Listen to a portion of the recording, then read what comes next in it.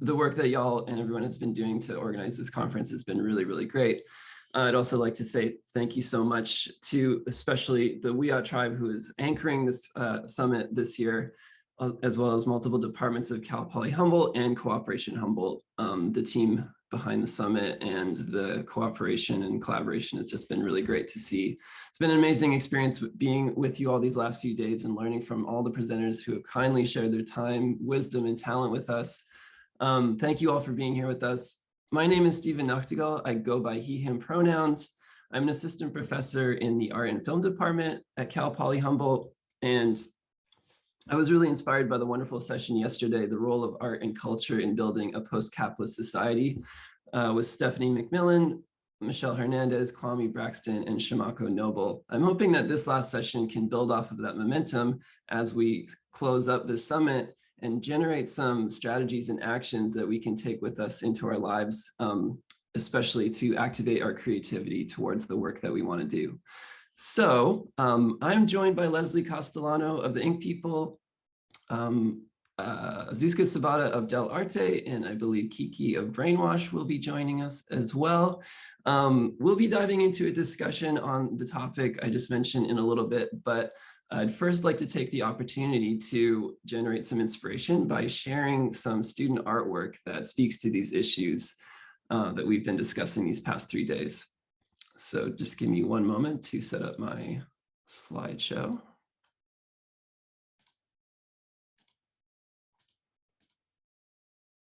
Okay. I feel very privileged to be an art teacher, not only because I get to help folks be creative and express themselves creatively, but also because I get to learn so much from my students. Another privilege of my job is that I get to create curriculum around things that matter. So about 3 years ago, I got to kind of pitch this class idea, which was about giving students a platform to activate the things that they cared about in relation to social justice, climate activism, and put their art to work to express these issues. So the aim of the class is to prompt students to put their research and critical thoughts into action through their creativity.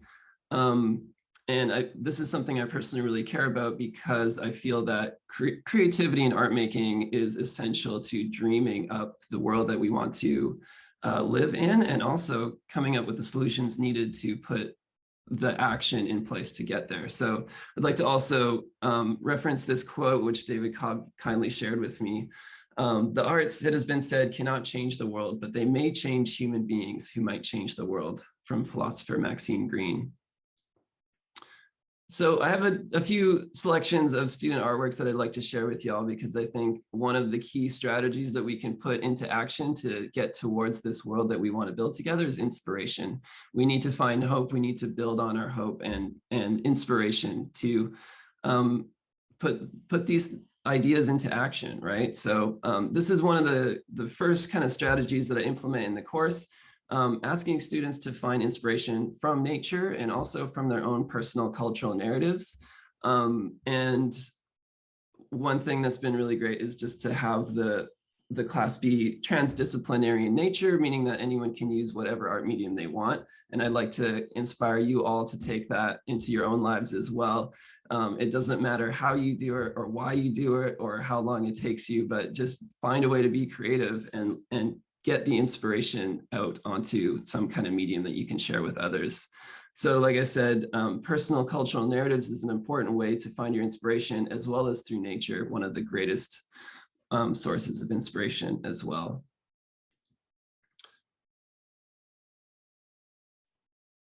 So the second strategy that I want to briefly talk about is the protest poster. And this is one that kind of bridges off into art history, because we can look at the history of protests worldwide and the history of activism, and look at how creative expression has been able to communicate the ideas that are critical to making those efforts worthwhile and effective in creating change.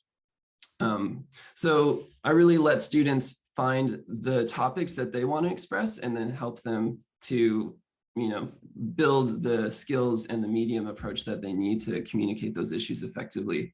And the protest poster is a great platform for doing this, because we all know kind of what a poster has to do and where it might exist and what it might be used for. And so having those guidelines is a great kind of boundary box for putting your creativity into action. And the different approaches to this through what a poster means these days, whether it's a physical medium or digital medium, is really also inspiring to think about. One particular thing, this is a new poster that came about this last semester, the Refuse War poster. I was remarking early on, back in early February, like, wow, it seems strange to be making an anti-war poster in 2022, and it turned out to be a very needed and effective poster, unfortunately. But yeah. So the range of different medias and approaches and styles is hopefully something that is inspiring to you all too. My goal here is to just show different ways that you can think about making artwork and taking the ideas of this summit and the ideas that we know and care about in relation to decolonizing economics, social justice, climate activism, and communicating them through your creativity, through methods like poster making, could be digital media, physical media, but just communicating these thoughts that we share is a first step to generating collective action. The next short strategy that I want to talk about is intervention. And I feel like this is where we can bridge into a more critical strategy that is able to move into our daily lives and actually affect the things that we identify as unjust. So in this project, I asked students to identify an issue and put forward a project that can work to change that issue. So in this one, a very important issue that is local to the campus is the percentage of the teaching faculty that is, white, of a white background, and the lack of diversity on campus, which is actually quite striking. And the students all know this, but there's not too much that they can do to really affect that. It's up to the faculty and the admin to really actually do as much as they can to increase diversity on campus. So I love the series of posters that's speaking directly to that issue and saying it quite loudly. Another one is, making pamphlets and distributing artwork, distributing information in a creative, clear, communicative way. I thought this one is a really great way to talk about the homeless issue in our local population, Northern California.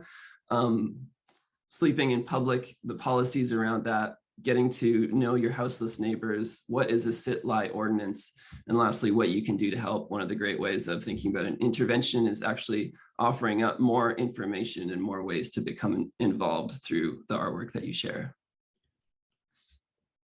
A lot of students that address issues that are nationwide, worldwide. And another great strategy is to put graphics to the test by kind of mocking them up as something that's a bit larger than what you would normally be able to accomplish as a student or with your own creative means. So I love this graphic about trans kids in Texas mapped onto this wall. And I think that would be a great public art project. Lastly, another really important thing is just to draw attention, right? This is a series of graphics that was just aiming to create illustrations of animal species that are sadly becoming less and less populous on the planet, and just doing that in a strikingly visual way so that we don't forget these faces and they're kind of etched into our memory, and that we are more capable of rising to their need to fight for their survival. The last strategy I want to talk about is future casting, and I think this is my favorite one and something that is really important personally to me, is to, reflecting on the summit and everything that was discussed and talked about and all the inspiration that we've seen. How can we activate our imagination to dream about the future and put our best foot forward to generate hope for that world that we know we need to get, that we know we need and that we can build to together. Because there's a lot happening in the world that can drag you down, and you need to to imagine what you're working for and what it will be like to get there. So in this project, I asked students to generate some kind of visual answer to that, to, you know, put their creativity to the test, to kind of imagine that world and paint a picture of it. So collage is an excellent tool for that. Collage allows you to pick bits and pieces of visual culture and put it together to tell a unique story. It's also a way for students to talk about the different things they're learning about farming, solar, appropriate technology, and the ways that we can build that culture together. Of course, you can't think about the future without reflecting on some of the more dark pathways that we go down, but I think this is also an important part about activating our imagination of the future, is what to avoid and what steps we take to avoid these futures that sometimes seem inevitable, but we know that if we work hard, we can avoid them and find a better path to chart ourselves on. I also love the simplicity that this project can entail too, like what is the future that you might hope for, but you know is somehow unattainable, and how simple that future might be, right? A simple small family in a beautiful outdoor space with a cozy home. How many people dream of that future, but it is unfortunately out of reach for so many. And what do we need to do to build a culture of care and solidarity that will allow for those simple dreams to be more attainable for people, affordable housing, and healthy families? Science fiction always comes into play too. I love just seeing and imagining what the future could be like, how colorful and vibrant and diverse it might be like. And yeah, some of the aspects of science fiction that leach into our imaginations. And what does that mean? How does science fiction affect our imagination for the future? And what do we need to put in place to chart that path towards the future that we know we all deserve? So business as usual or a new beginning. I'd like to think that we're moving towards the right-hand side of this illustration here. And lastly, hoping that it might look like something like this here. So yeah, thanks so much for indulging me and sharing some of the amazing work that my students have been doing in this class. Again, I'm just hoping to inspire y'all to pick up a pen, pick up a microphone, and put your creativity to work in generating ideas, strategies, solutions to build towards the future that we want and deserve. So I'm gonna stop my screen share and kind of introduce our panelists. So do we have Kiki in the room? I haven't seen Kiki yet. Okay, no worries. So we have Leslie Castellano and Zuzka Sabata. And I'd like to turn it over to you folks. Could you please briefly, in 1 or 2 minutes, introduce yourselves and the work that you do as an artist? Hi, everyone. My name is Zuzka Sabata. I am a theater maker, performer, producer, and what I call a community engager. And I've been making theater and producing community collaborations for 15 years, 17 years in Humboldt County.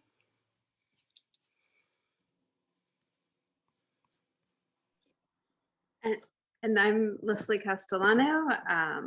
I'm also a performer and community organizer and housing advocate who is also on the Eureka City Council. And I create performance that's often kind of messy in nature that is where I try to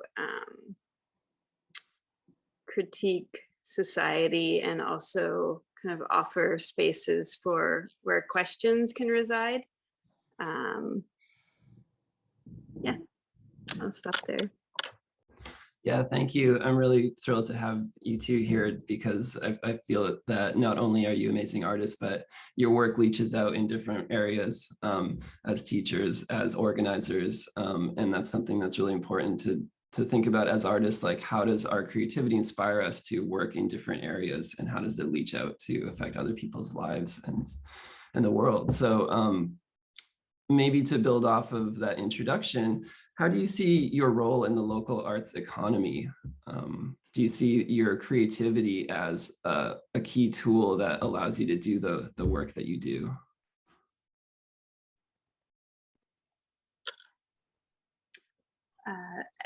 For me, it definitely, my art practice and my relationship with seeing myself as an artist, and have kind of worked with and alongside artists and cultural organizers over the last 15 to 18 years, definitely has affected how I live my life, and then how my kind of political work and community work kind of exists and resides like within me. I definitely think that I came to, it's hard now not to talk about being an artist without also talking about being a politician, just because I spend so much time doing that also.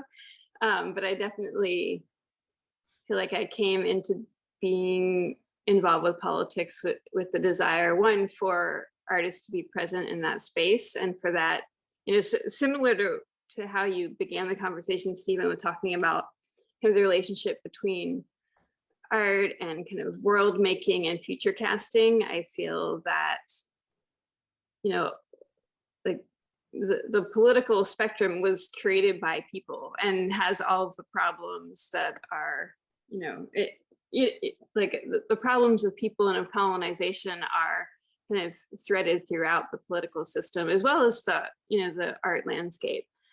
And that, by hopefully, I'm also very cynical now, but hopefully, there exists the possibility to create spaces where kind of otherness can be kind of inserted into kind of commodified and colonized space, that then can hopefully open up a space for something else and for other ways of being. That's kind of, I think, where I try to act from. And for sure, I think part of that is, I'm a person with white privilege, and, so I feel a really great responsibility to create spaces where other people can enter into the space as well, and to always kind of be looking around the room and trying to identify who isn't there, why they aren't there, and to, within a community, to see that there are many communities kind of pulsing in exchange, and that, if I don't tune in and create space for those kind of invisible or not like elevated communities to like exist and thrive, then I'm not doing my job.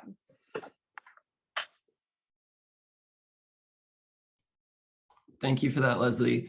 That question of access and exclusion is really important, because there are so many resources that are often required to make art. And we need to make sure we share those with our communities as best as possible and provide access to everyone.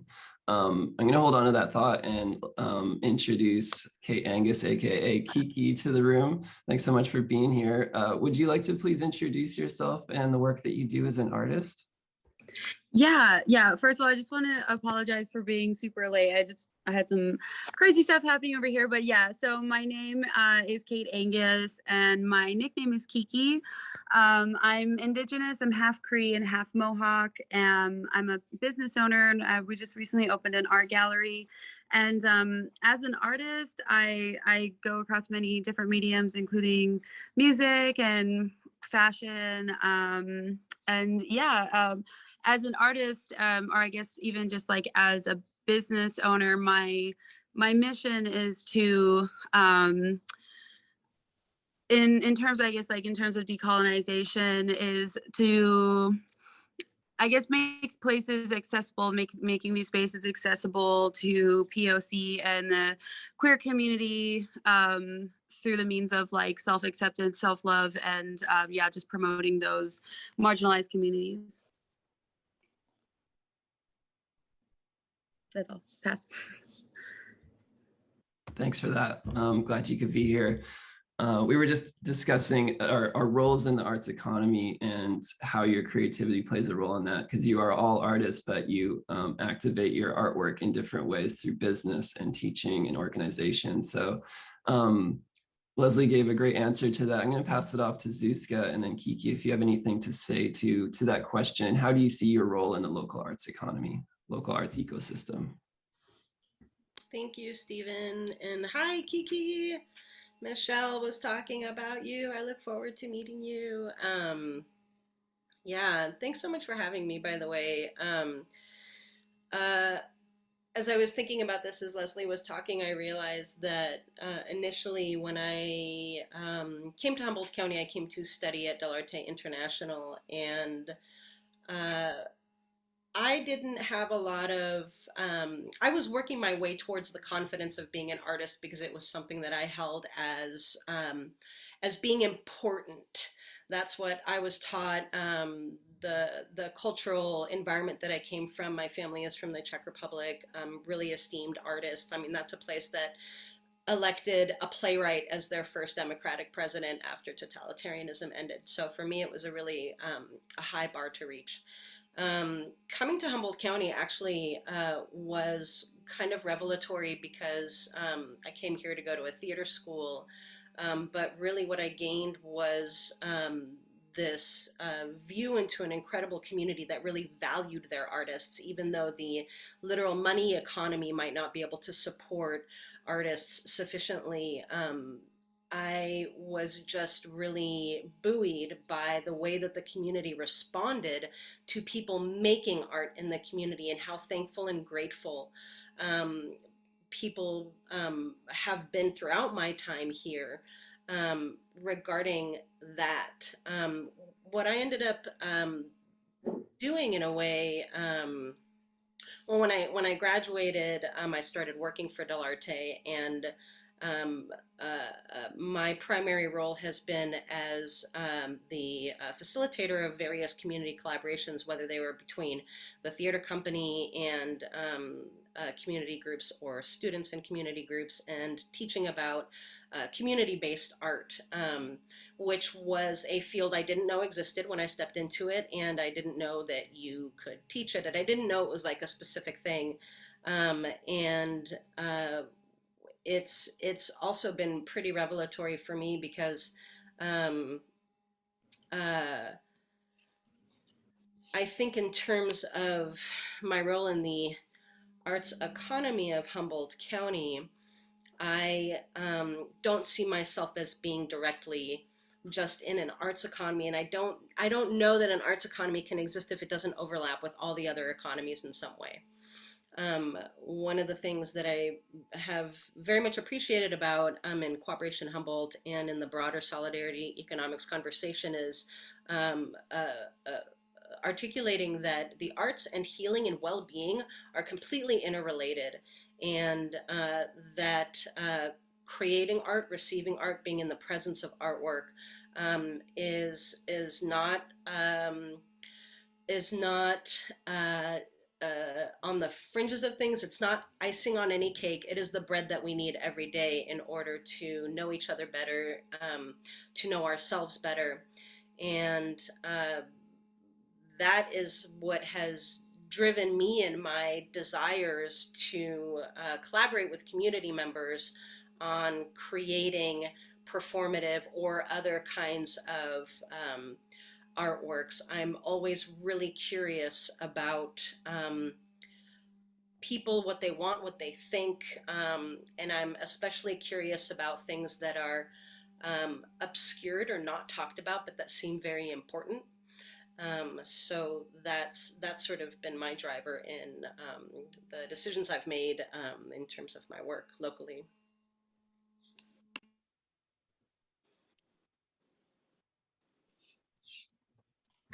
Yeah, thanks for that, Zuzka. I'm going to give Kiki a chance to respond before I share my thoughts, because there's a lot I want to say about that, but that's great. Kiki, do you have anything to say about you know, your role in the local arts economy, arts ecosystem, and how you see that? Yeah, for sure. So in can you hear me? Oh, okay. Yeah, so in February, we opened up this little art gallery, and the purpose of this space was to prioritize the BIPOC and queer artist community. And we also, as a way to be able to pay the bills and pay the rent and have this space existing, we tried something new, which I haven't seen before, but what basically what we do is we charge just a flat rate for art space, and it's kind of like a little maker's storefront, and that gives artists an opportunity to show their work, to have it placed in a gallery, and also have a place where they can be a part of commerce and have shoppers come in and purchase their work.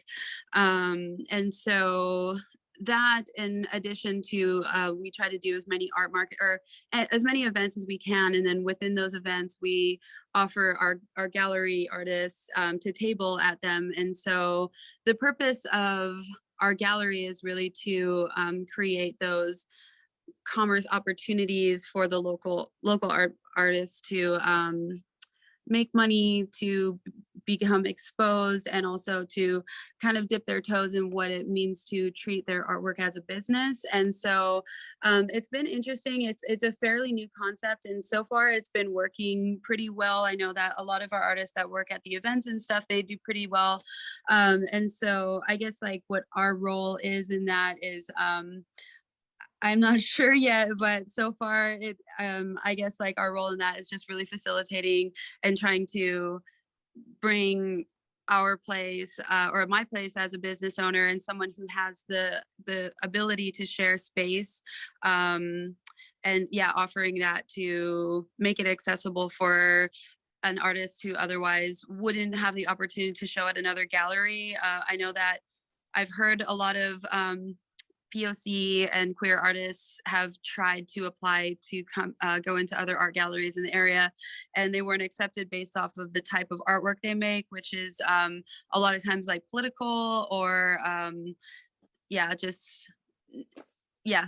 So it's I guess it's censored in a lot of ways. So I guess that's our role is just to try to create those spaces, make it accessible so those messages can go out. Yeah, I love that. I think something that strikes me as very special about that, Kiki, is that you are intersecting with commerce in a way that is as wholesome and ethical as you can make it by offering that flat rate, and also giving people a chance to express themselves in, like you said, ways that might not fit into other models, right? Mm-hmm. And that's something that y'all have mentioned so far, is that the way that you see your art practice and your work is kind of sometimes leaning into that weirdness, right? Those things that are obscure or abstract or sometimes don't really fit into the capitalist model.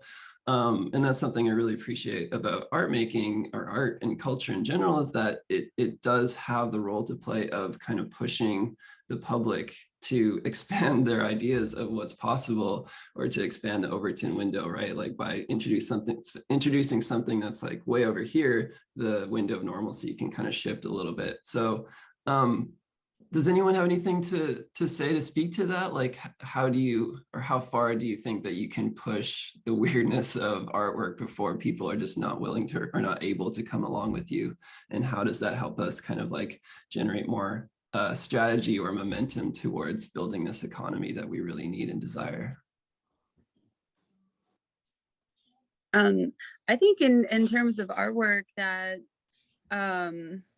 I mean, as long as it's not really like, as long as it's not really like pushing like a hateful message or anything, I feel like if the message is there and it's important, the more controversial, the better, because that's really what starts the conversations, and it puts people in a position to start having those kind of debates, or just the conversation that otherwise wouldn't have existed, even if they don't necessarily agree with the piece. So there is no limit.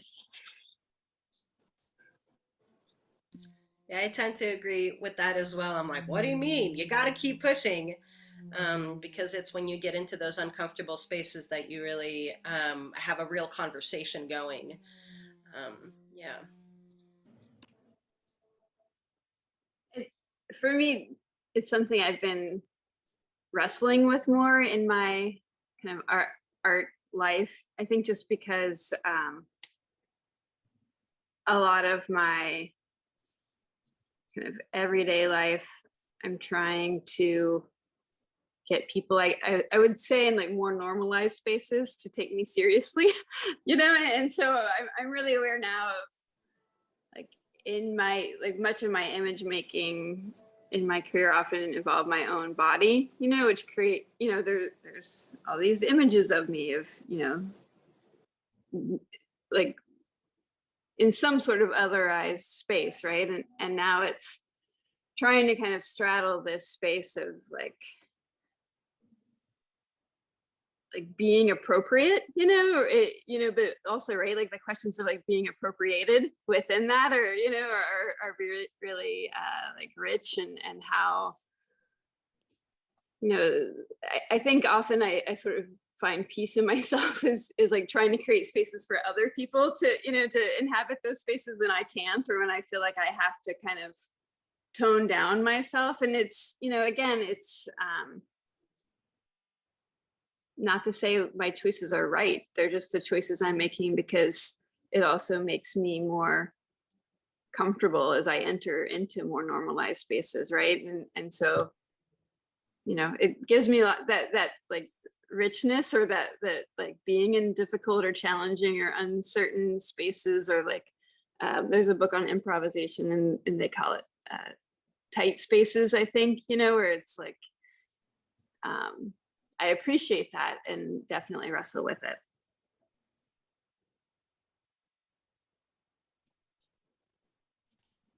Yeah, that richness is really interesting, right? I think we need that. We need to challenge ourselves to sit in discomfort and to be in those discussions. And I think for those of us that have the opportunity to discuss with people that might not agree, that richness and that kind of like vibrational discomfort can be so productive. Yeah, Kiki, do you have something to say?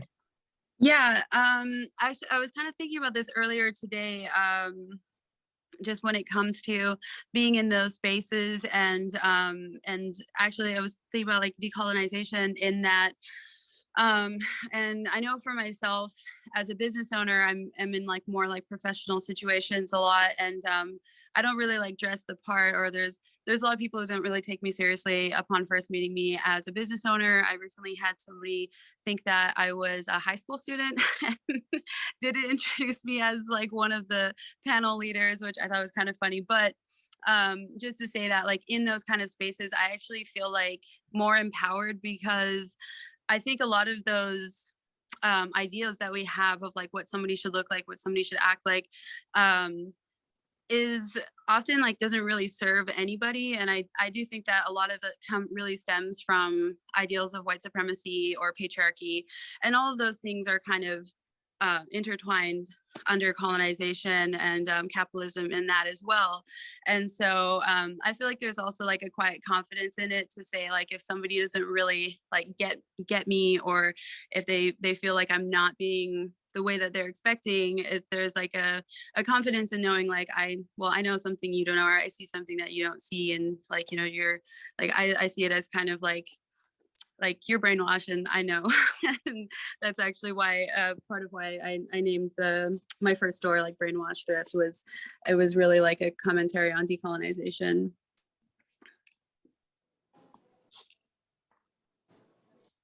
Yeah, that's fantastic. Just that name, right? And talking about that process.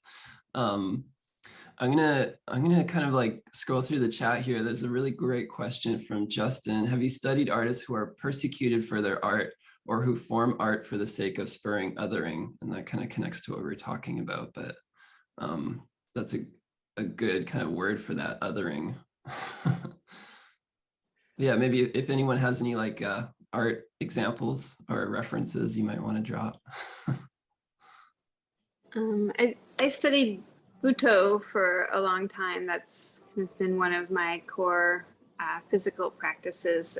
Also, you know, Zuzka and I have been in those spaces often together. And for sure, Buto artists intentionally, you know, use the form to create spaces for other, and,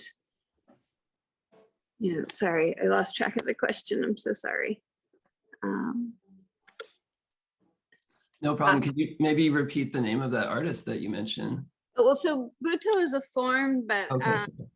it's a dance form that came out of Japan at a very kind of specific time. You know, I mean, all art, right, resides in relationship to a political space. And so Buto kind of came out of Japan in the era just after the atomic bomb, you know, created mass devastation in Japan. And it was created by, you know, dancers who were, you know, really reckoning with what they were experiencing and not finding that the dance they knew could adequately express that. At the same time, Japan was becoming kind of more open to like the West, right? And so they were, you know, were studying kind of German expressionist theater as well. But the teacher I have worked with the most is actually Diego Piñon, who's from Michoacan, Mexico. And so,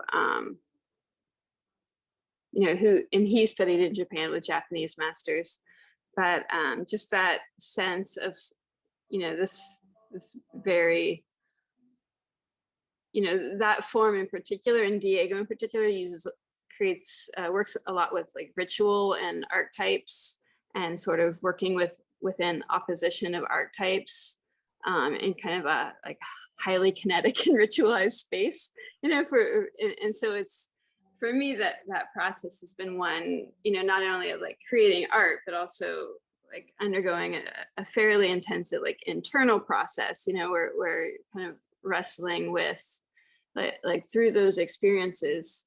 You know, I feel like I had opportunities to really wrestle with like my family's legacy, and, you know, my family, you know, and grieve a lot for I think like familial trauma and things that I had experienced as a child. And, you know, so those forms and just being in that space, you know, maybe I don't perform that right now, but I think that helped carve a space in which myself now exists in the world.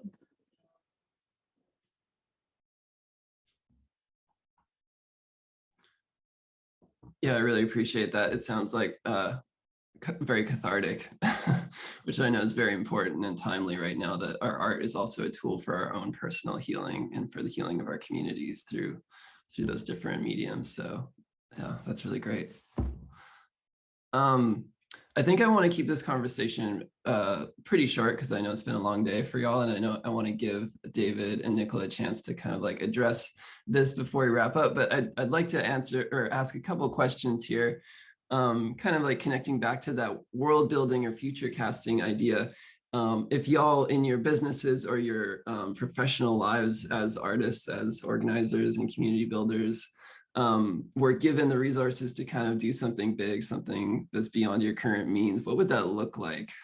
What would you do if you could dream big and had all the tools at your disposal to make it happen? I don't know if anybody here has heard of, oh God, I'm not going to remember their name, but they're a French theater company that makes puppets the size of buildings. I would do that. Yes.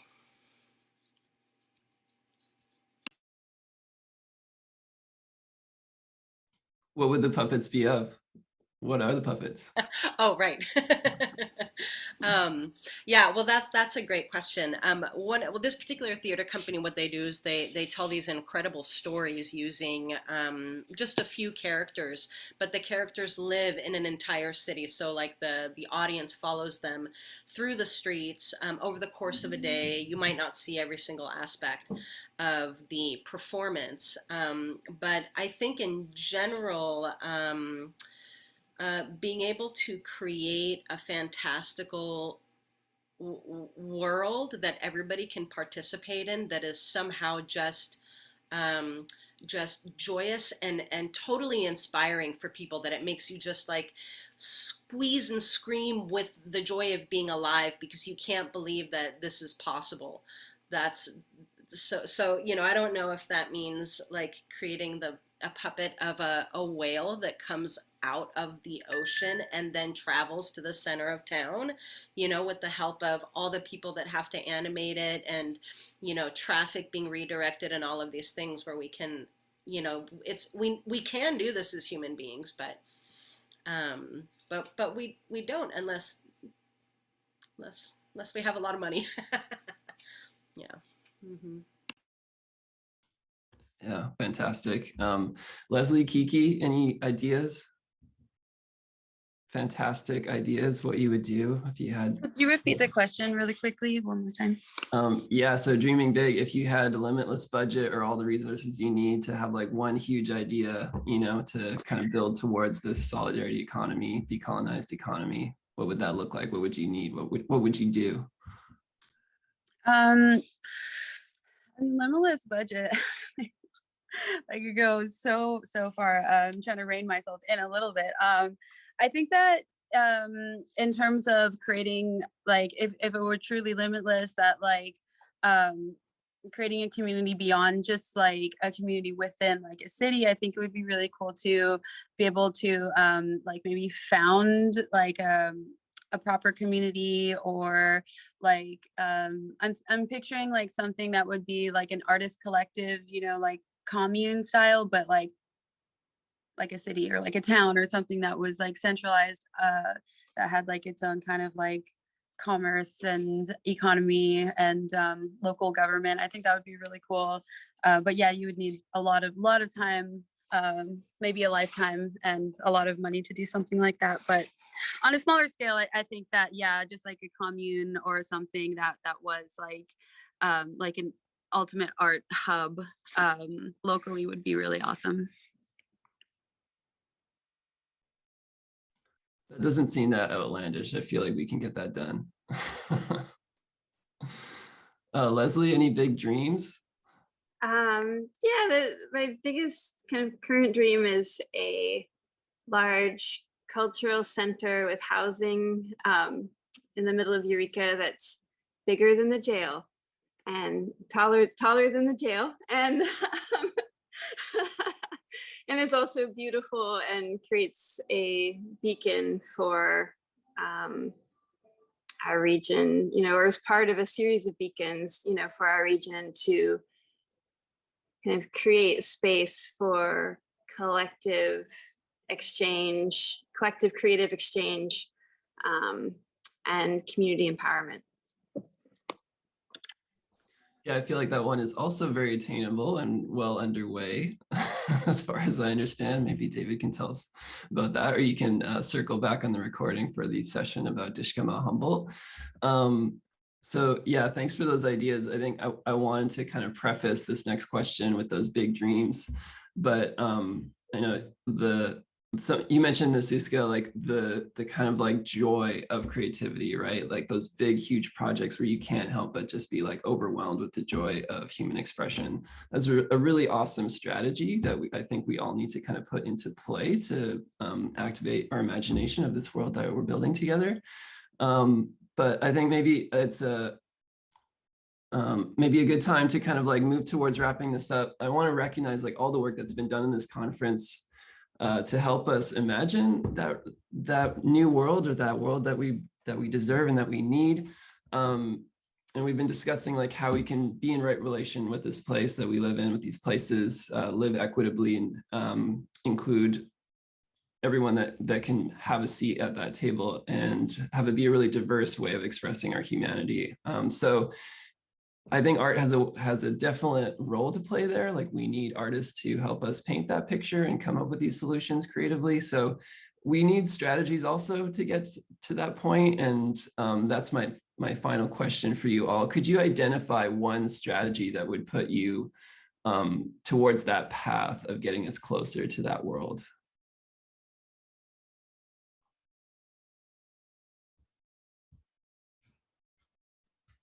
I would say one of the strategies, I mean, just on like a smaller scale within the gallery, is to one of the things that I've been trying to work towards is to go into like e-commerce in order to be able to pull resources and from like outside of our local economy.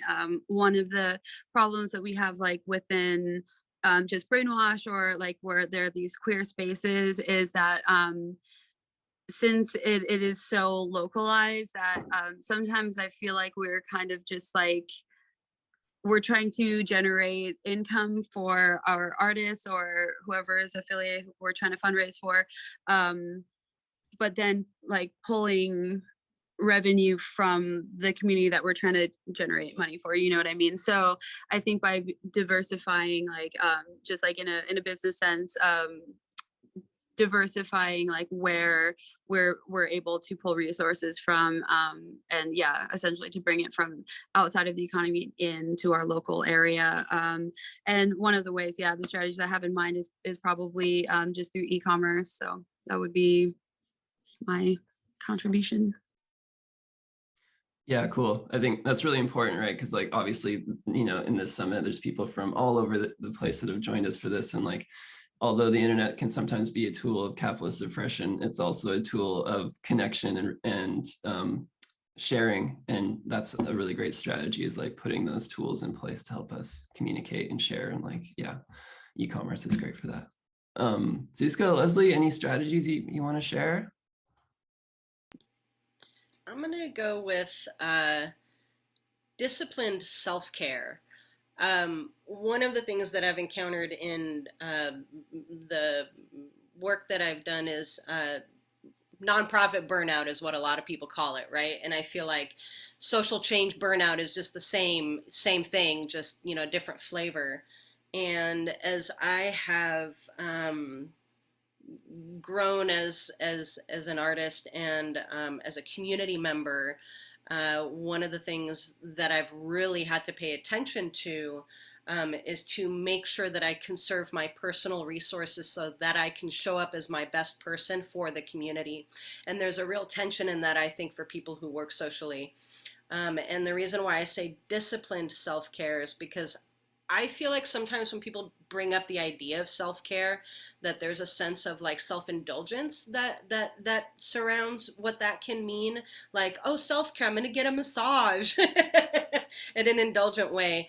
And that's not what I'm talking about necessarily. I mean, massages are a really great way to resource yourself on a deeper level.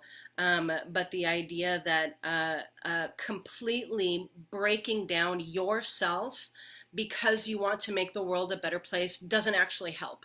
And so this commitment to ourselves as needing to be in a stable, healthy place in order to be of the best service for our community is a priority for me in my work. Yeah, I love that. I love the discipline part too, because it's strange how fast it can slide off if you don't put that discipline in. Yeah. Leslie, a strategy that you want to share? A few. Let's see. Just for me, like to acknowledge that I'm still learning, and that and to look for opportunities to learn, to see people, and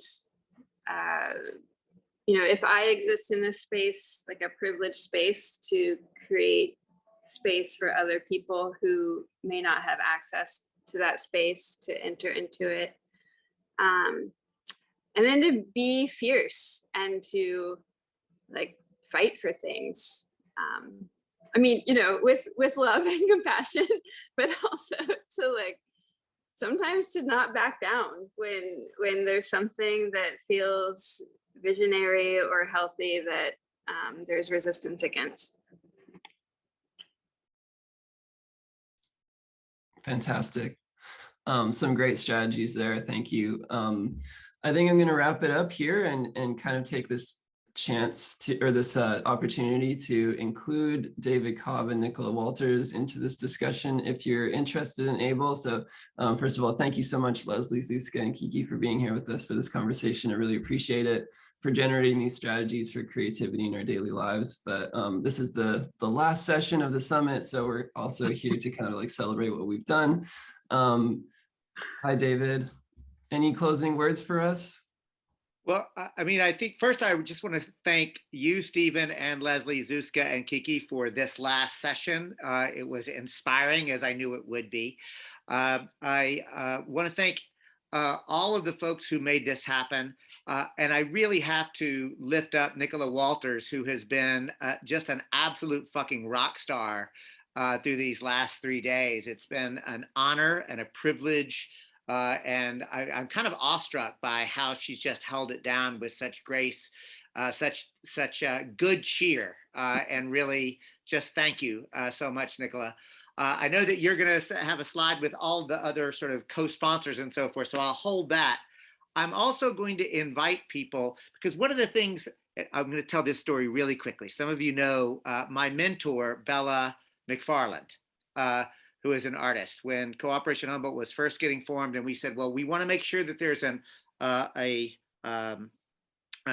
art program area, art and culture, you know, because that's a human need too, right?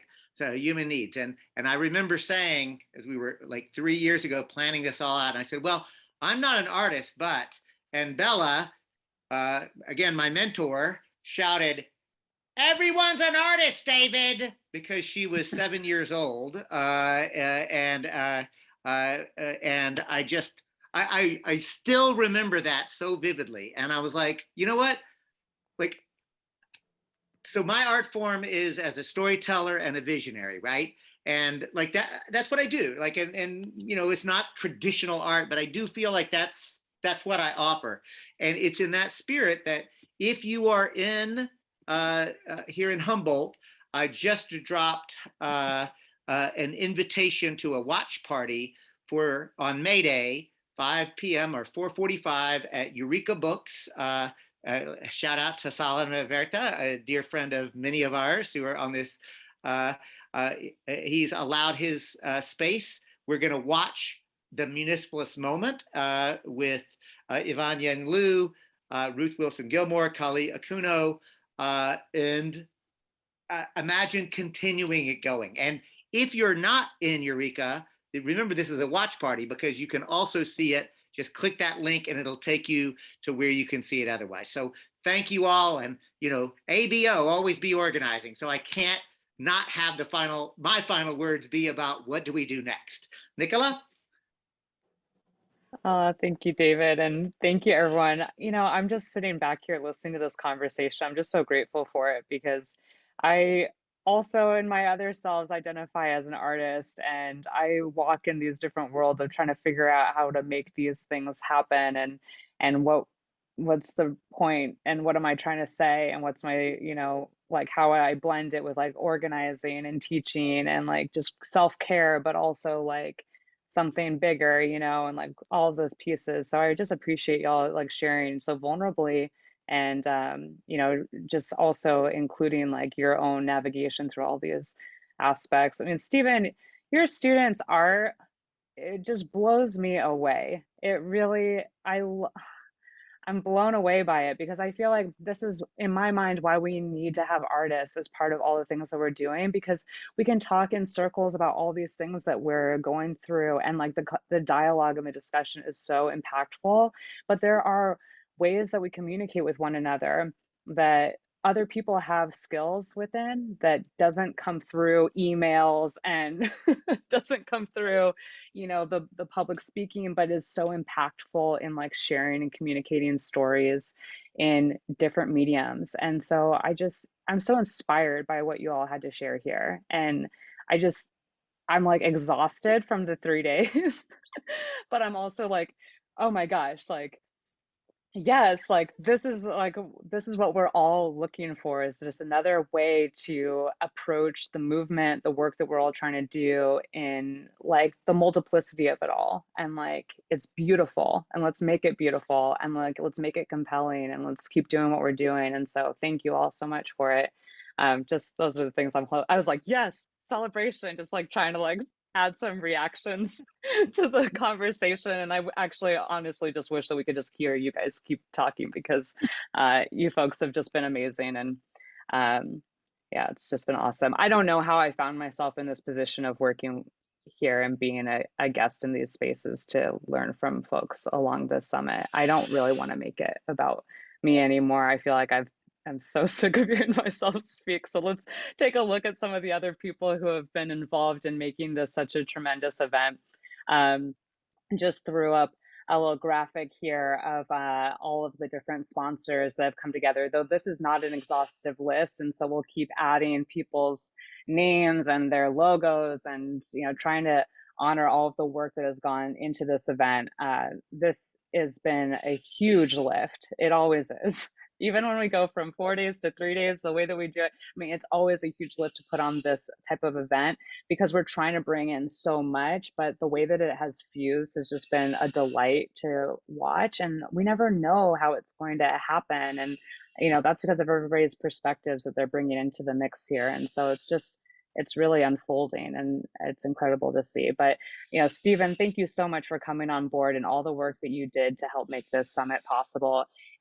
It was more beautiful because of all of your design work and support, and just having your voice and your perspective and your artistry. It was incredible to have that incorporated into this space.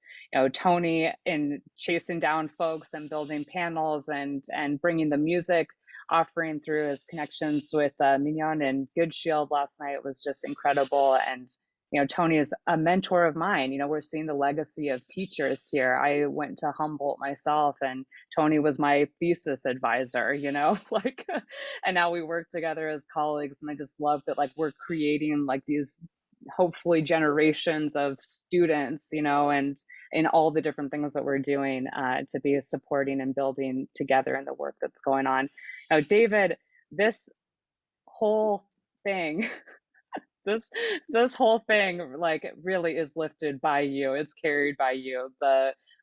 Your life is like basically like the relationships that you've facilitated, that you've created, that you've put energy into because you recognize how important they are reflected in this summit. And I'm just so grateful for everything that you've done to make this possible, to teach us through, you know, the work you've done, through the legacy of Cooperation Humboldt, through this new venture for you with Dishgama Community Land Trust, and working with the Wiyot tribe, and emphasizing the need for Indigenous relationships in our communities. As being a former Humboldt resident myself, I mean, that was work that I ultimately was also involved with myself, and saw as so important, that we can't do this work in silos. We have to build in coalition, and we have to transcend a lot of these boundaries and barriers that have made us have to slow down and work at the speed of trust, but how critically important that work is.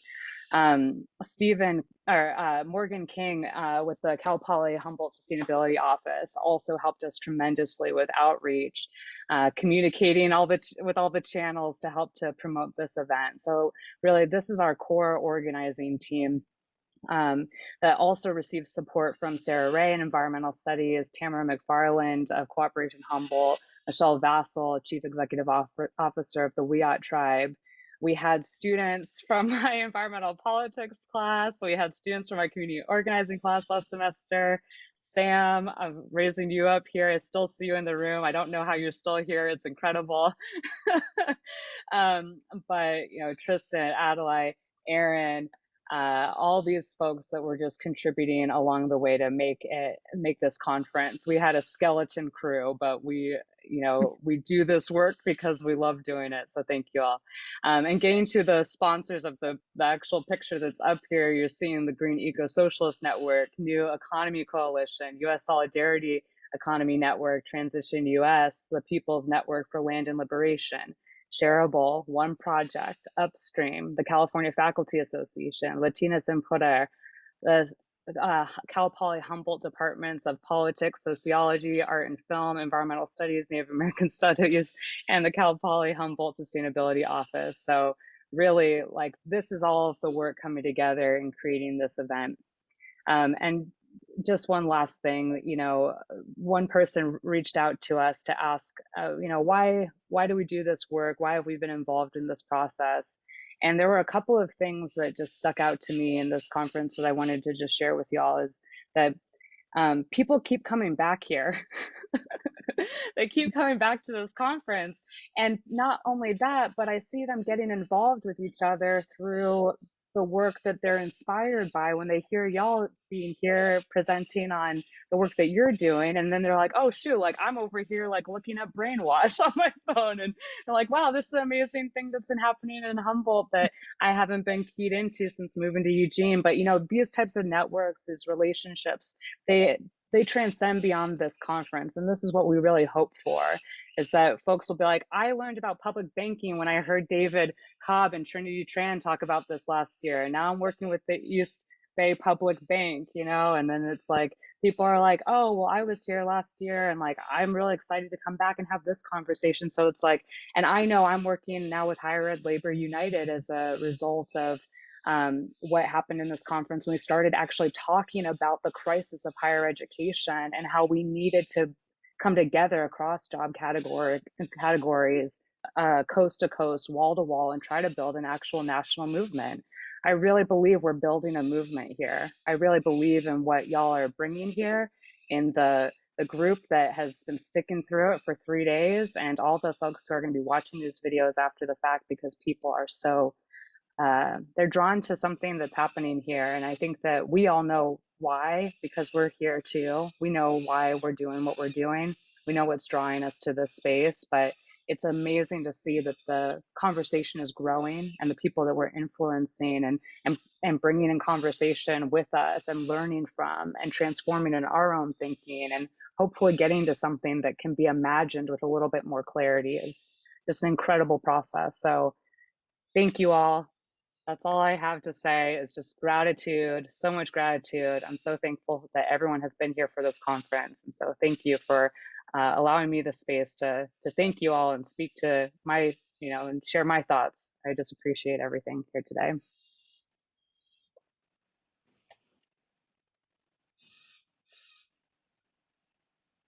Okay, we'll close the session. Take care, everyone.